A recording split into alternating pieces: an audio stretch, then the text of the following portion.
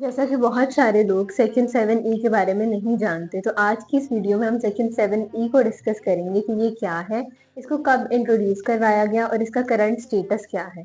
Section 7E को 1 जुलाई 2022 को finance act के थ्रू इंट्रोड्यूस करवाया गया, जिसका मोटिव था deemed income tax.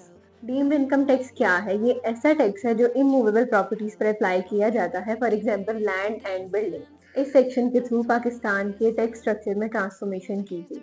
7E deemed income tax की रेशो आपके एसेट्स की फेयर मार्केट वैल्यू का 5% बताएगी। सो लेट सपोज आपके पास एक प्रॉपर्टी है जिसकी मार्केट वैल्यू है 1 करोड़, तो उसका 5% बनेगा 5 लाख, और उस 5 लाख में से जब आप 20% टैक्स रेट को माइनस करेंगे तो वो बनता है 1 लाख। अगर हम इस कैलकुलेशन को प्रिसाइज वर्ड्स में समझने की कोशिश करें तो ये 20% आपकी टोटल मार्केट वैल्यू का 1% बनेगा।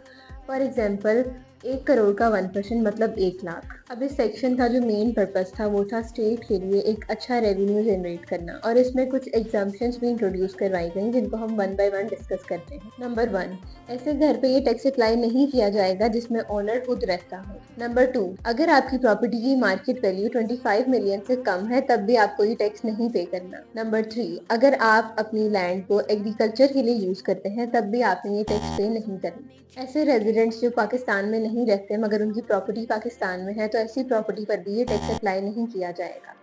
वो प्रॉपर्टी जो शोहदा को या एफपीआर एम्प्लॉयज को गवर्नमेंट की तरफ से अलॉट की जाएगी, उस पर भी ये टैक्स अप्लाई नहीं होगा। अब बहुत सारे प्रॉपर्टी होल्डर्स की जानिब से हाई कोर्ट में केस फाइल किया गया कि ऐसी प्रॉपर्टी जिसका हमें नहीं पता कि वो प्रॉफिट में जाएगी या लॉस में, तो उस पर ये टैक्स कैसे अप्लाई किया जाएगा। सिंध हाई कोर्ट की जानिब से ये डिसीजन दिया गया कि ऐसी सिचुएशन में ये टैक्स अप्लाई नहीं किया जाएगा, लेकिन बाकी हाई कोर्ट की तरफ से कोई वन वे डिसीजन नहीं आया। फिर इस वन वे डिसीजन के लिए इस केस को सुप्रीम कोर्ट में पेश किया गया, और सुप्रीम कोर्ट की जानिब से अभी तक कोई फाइनल डिसीजन नहीं दिया गया। ऐसी सिचुएशन में अगर आप अपनी प्रॉपर्टी सेल करते हैं, तो अगर आपने उस पर 7E टैक्स पे किया है तो आपके पास 2021 से लेकर अब 2025 तक की 7E पेड टैक्स के सर्टिफिकेट्स होना लाजमी है, क्योंकि बहुत सारी सोसाइटीज ने अब इसको कंपलसरी कर दिया है।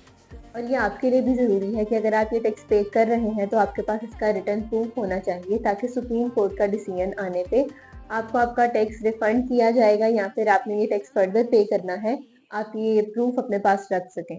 और इसी तरह की मज़ीद अपडेट्स के लिए हमारे पेज कबीर एसोसिएट्स को फॉलो करें।